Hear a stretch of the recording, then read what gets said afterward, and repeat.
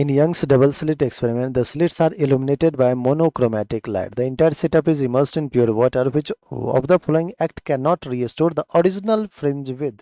बच्चों देखिए, fringe with की बात करते हैं, बीटा क्या होता है, डी लैम्डा बाय डी। आप कहोगे कि सर वाटर में डालने से इस डी और इस डी पे तो कोई फर्क पड़ने से रहा, लेकिन लैम्डा पे फर्क पड़ेगा। और लैम्डा इनफैक्ट वाटर में डालने पे डिक्रीज हो जाएगा। क्यों बच्चों? क्योंकि म्यू होता है सी अपॉन वी, और v को हम लिखते हैं frequency into wavelength. So mu is basically inversely proportional to lambda. If medium have high refractive index then wavelength will be low. तो अब जब आप एयर का रिफ्रैक्टिव इंडेक्स बेसिकली 1 होता है, उससे अगर आप किसी प्योर वाटर में डाल रहे हो जिसका रिफ्रैक्टिव इंडेक्स ज़्यादा है, तो ऑफ कोर्स लैम्डा की वैल्यू कम होगा। और कितना कम होगा बच्चों? म्यू टाइम्स कम हो जाएगा। ठीक है ना? तो बीटा भी चेंज हो जाएगा। अब जो नया बीटा आएगा वो बीटा अपॉन म्यू आ जाएगा। चेंज हो गया ना? लैम्डा डिक्रीज हुआ, बीटा भी डिक्रीज होगा, क्योंकि बीटा और लैम्डा डायरेक्टली प्रोपोर्शनल है। और क्या हो जाता है बच्चों? Beta upon mu. अगर आपको ये याद रहता है तो ये अच्छी बात है।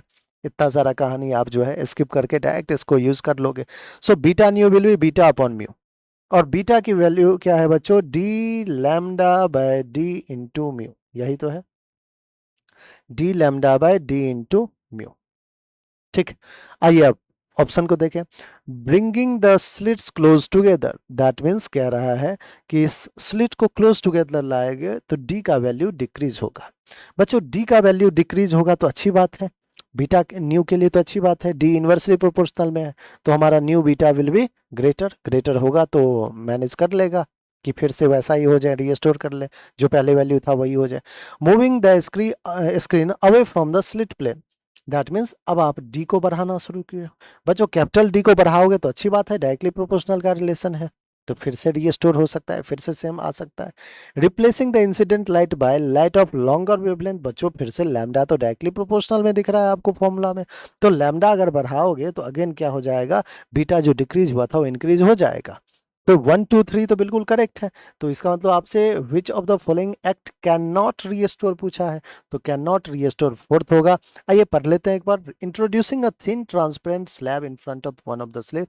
बच्चों ट्रांसपेरेंट स्लैब को अगर आप इंट्रोड्यूस करते हो, याद रखिएगा बिल्कुल दिमाग में, अगर आप ट्रांसपेरेंट कोई थिन ट्रांसपेरेंट स्लैब को इंट्रोड्यूस करते हैं बिटवीन द स्लिट्स, तो उससे होगा क्या?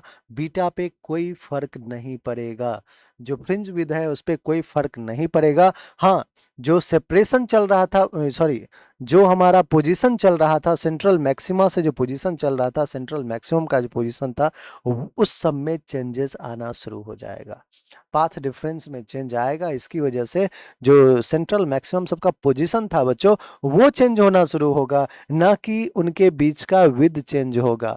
तो फ्रिंज विद पे कोई फर्क नहीं पड़ेगा बच्चों। ये जो मैक्सिमम और मिनिमम, डार्क और ब्राइट फ्रिंज जो बनेगा उसके पोजीशन में से चेंज आएगा, पोजीशन चेंज होगा, क्योंकि पाथ डिफरेंस चेंज होगा। बच्चों उनके बीच का जो सेपरेशन है, विद है, फ्रिंज विद, उस पर कोई भी फर्क नहीं पड़ता है अगर आप किसी थिन ट्रांसपेरेंट स्लैब को इंट्रोड्यूस करते हो। आई होप बहुत ही अच्छे से आपको ये प्रॉब्लम क्लियर हो गया होगा बच्चों। अगर आप अभी तक चैनल को सब्सक्राइब नहीं कर रखे हैं तो फटाफट चैनल को सब्सक्राइब कीजिए, और एक से एक बेहतरीन प्रॉब्लम्स बेहतरीन एक्सप्लेनेशन के साथ आपके लिए अपलोड होता है इस चैनल पे, तो उसको